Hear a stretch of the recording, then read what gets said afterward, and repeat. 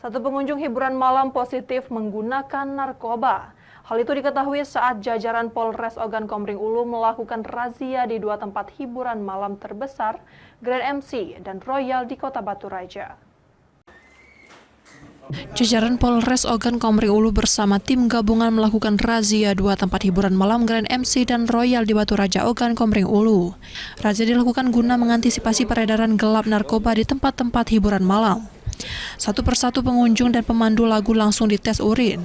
Hasilnya salah satu pengunjung positif menggunakan narkoba. Saat Satuan Satres Narkoba Polres Oku melakukan tes urin mendadak. Selain itu, pantauan di lapangan di dua tempat karaoke Grand MC dan Royal terdapat minuman keras, berbagai merek yang dikonsumsi pengunjung. Diduga kuat beberapa merupakan barang ilegal. Untuk hasil, cuman ada satu orang yang diamankan yang positif menggunakan narkoba. Untuk tindak lanjutnya? Untuk tindak lanjutnya nanti kita. Sayangnya temuan minuman keras belum diamankan polisi. Polisi mengaku saat razia itu fokus terhadap peredaran narkoba. Dari Ogan Komering Ulu, Widori Agustino, iNews melaporkan.